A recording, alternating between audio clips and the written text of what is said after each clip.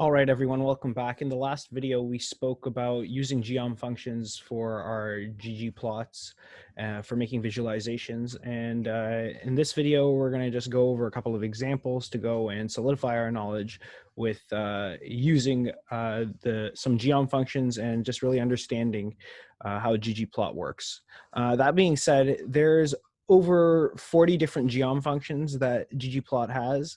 And if you go and you add in other packages, there's even more.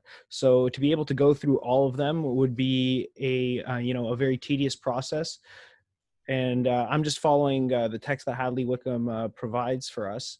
So what we're going to do now in this video is actually do one of the exercises that Hadley has in his in the text over here, and I think it's something that's really interesting and I think really worthwhile to go over so that we can really solidify our knowledge of how to use the ggplot2 package. So here, let's look at the photo that I have over here, or the screen capture. So we want to go and recreate the R code necessary to generate these graphs over here. So I'm going to go row wise over here. So we're going to go start from the most simple, and then we're going to get more complicated as it goes along. So starting with the top right one, which was just drawing a straight trend line down, let's simply first add the geom smooth function. So that over here, we get this. So that kind of looks like what we want, but over here we see that there's no shading that is created by the standard error bars over here. So what we're going to go and add is we're going to put in the standard error argument SE, and then we're going to write false. And with that being ran, we get the picture that we want over there. So yeah, that's good. So now with the next one, it seems like there's a grouping over here of the smooth functions based on the drivetrain.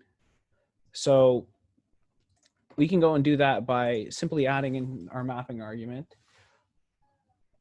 We'll just write over here group, and then we'll write DRV, and we'll have the drivetrain over there. So just highlighting this over here and running it. There you have it. You could also, if you want, just take this out and then put the mapping over here, where we go and have mapping, and then you just write AES, and then you write group, and then you put in the drivetrain argument. So putting that in over there, yep, we get the same thing. But because it's just easier to go and have it all there all together, we just put it in one mapping function, so it just looks a little bit cleaner. So let's look at the next one.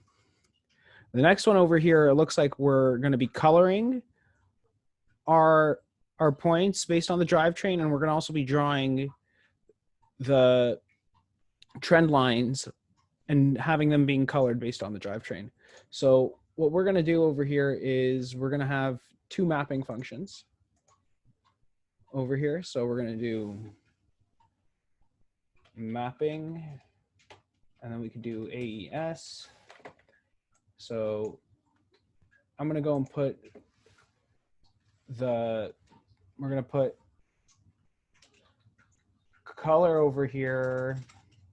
No, let's not do it over there. Let's put them both in their own individual points, so that I know for sure this will go and work. So if we put in the drivetrain, and then we put color, we put in the drivetrain over there. So running that, we have everything looking good.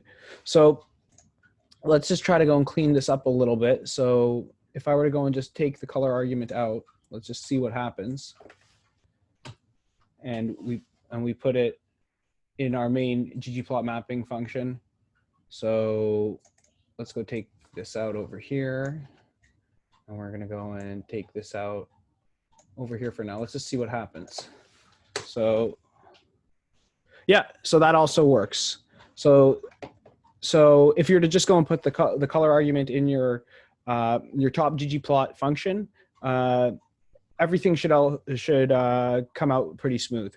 So the next argument, we are going to be using, we're just going to go and want to color our geom points, but we're going to want to keep our trend line being one trend line and having that not have any particular color.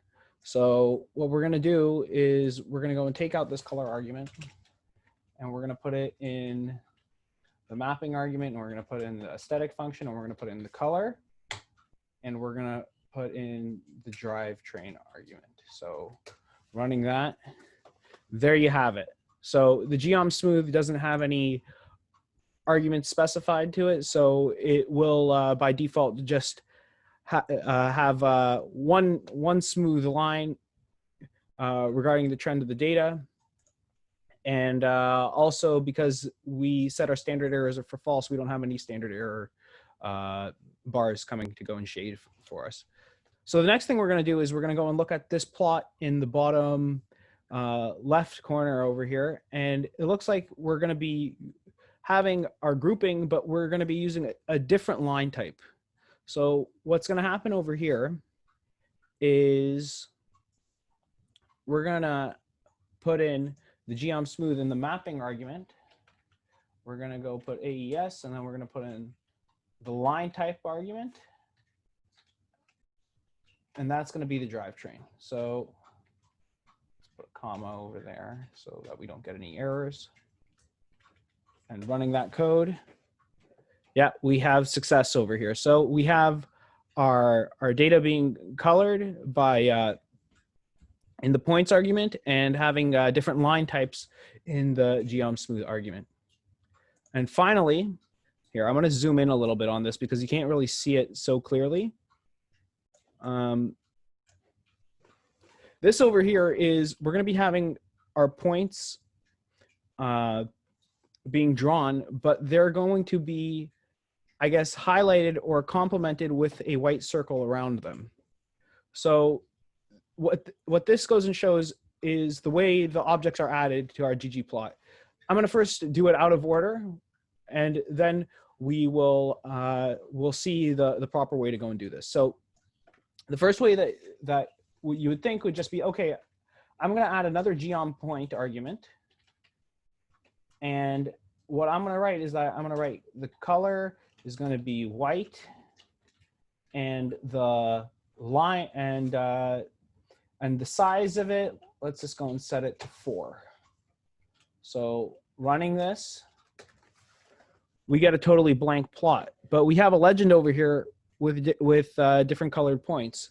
So what's happening over here is that we're first drawing our colored points, and then afterwards we're putting our white points, which are much larger, and it's blocking it out. So in order to go and fix this mistake, what we're going to do is we're going to change the order over here. So we're going to draw our white points first, and then we're going to put the color points on top of it. So with that, we'll get the graph that we want. So I hope you found this useful in being able to understand how to use ggplot a little bit more. I hope to see you in the next video. Thanks for watching.